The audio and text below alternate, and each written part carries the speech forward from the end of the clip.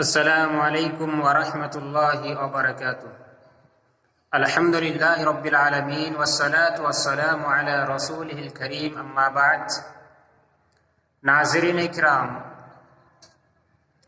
پچھلے ویڈیو کے اندر اس دنیا کی حقیقت کیا ہے، اللہ رب العالمین نے اس دنیا کو دھوکہ کیوں کہا، اس سلسلے میں وضاحت کی گئی تھی۔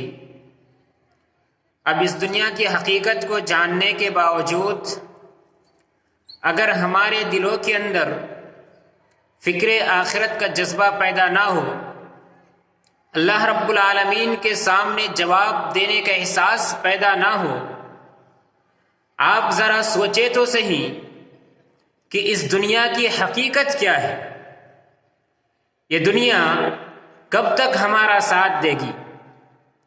ایسا بھی تو نہیں کہ ہمیں اس دنیا کے اندر ہمیشہ ہمیشہ رہنا ہے، ہم اس دنیا کو چھوڑ کر کبھی نہیں جائیں گے، بلکہ اس بات کی بھی تو کوئی وضاحت نہیں، یہ بھی بات فکس نہیں ہے کہ موت ہمیں کب آ جائے۔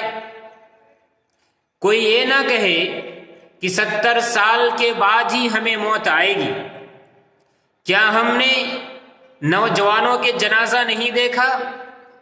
کوئی کسی حادثہ سے مرتا ہے، کوئی ایکسیڈنٹ سے مر جاتا ہے، کوئی کینسر سے مرتا ہے، کوئی کسی بیماری سے مرتا ہے، کوئی کورونا سے مرتا ہے۔ موت مختلف شکلوں میں، مختلف رنگوں میں آتی ہے اور ہمیں یاد دلاتی ہے کہ ماں کے گود میں کھیلتا ہوا ایک ننھا سے بچہ کو بھی موت آ سکتی ہے۔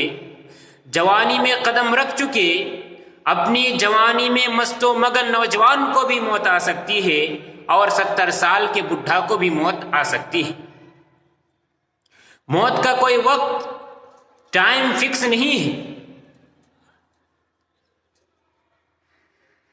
کیا آپ جانتے ہیں کہ اللہ رب العالمین کے سامنے جواب دینے کا احساس، اللہ رب العالمین کے سامنے کھڑا ہونے کا احساس، اللہ رب العالمین کے سامنے اپنے حساب و کتاب کو دینے کا احساس ہماری عبادتوں کا محور ہے۔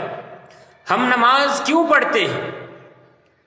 قیامت کے دن اللہ رب العالمین ہم سے سوال کرے گا کہ تم نے نماز کیوں نہیں پڑھی، تو ہم اس کا کیا جواب دیں گے؟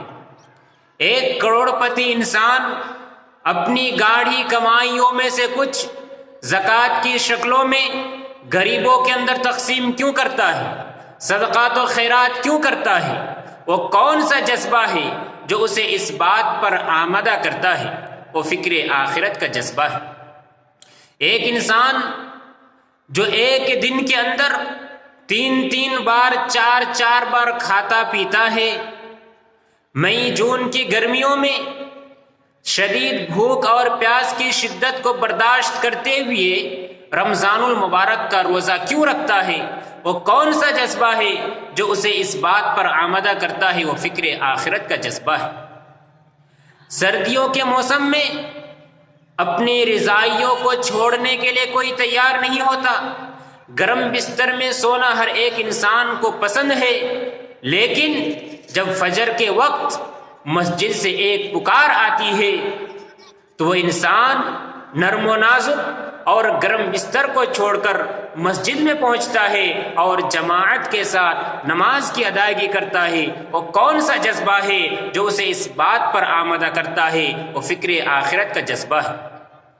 ناظرین، اگر ہمارے دلوں کے اندر فکر آخرت کا جذبہ پیدا ہو جائے، اللہ رب العالمین کے سامنے کھڑے ہونے کا احساس پیدا ہو جائے، اللہ رب العالمین کو جواب دینے کا احساس پیدا ہو جائے، تو پھر دنیا کی کوئی طاقت و قوت نہیں جو ہمیں برائی پر آمادہ کر سکتا ہے، اللہ رب العالمین کے بتائے ہوئے طریقے کو چھوڑنے پر مجبور کر سکتا ہے۔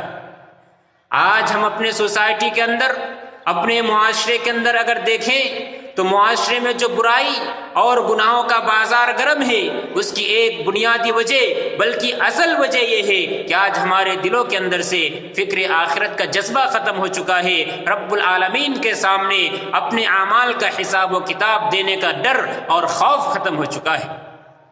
یہی وجہ ہے کہ اللہ رب العالمین نے ہمیں اس بات کا احساس دلایا ہے۔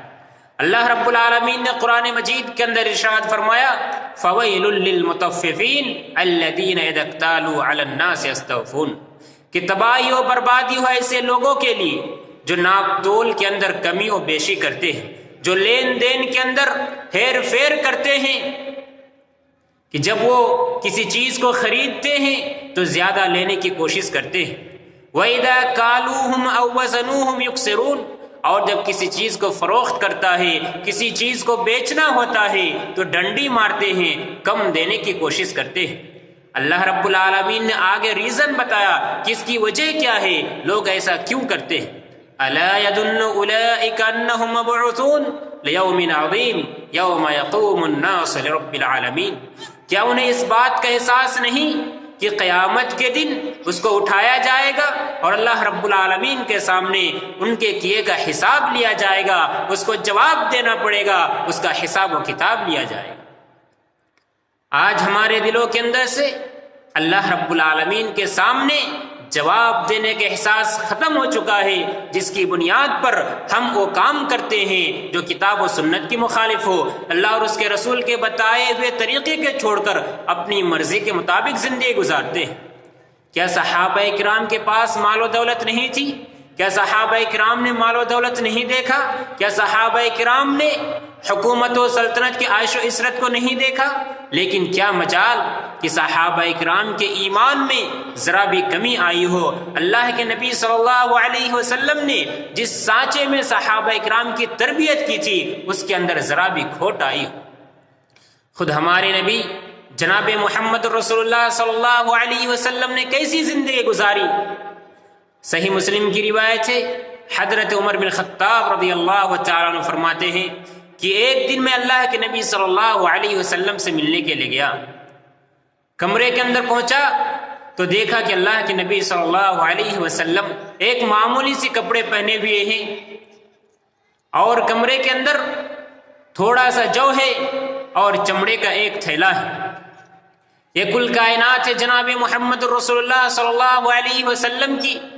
حضرت عمر رضی اللہ تعالیٰ عنہ یہ دیکھ کر آپ کی آنکھوں میں آنسو جاری ہو جاتے ہیں، عمر رضی اللہ تعالیٰ عنہ رونے لگتے ہیں۔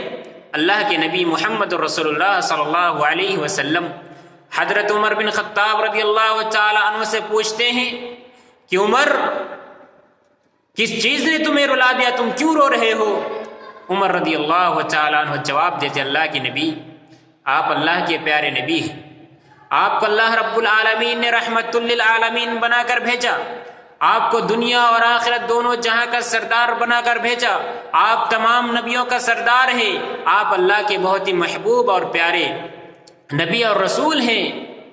آپ کی یہ زندگی دیکھ کر آنکھوں سے آنسو جاری ہو گئے۔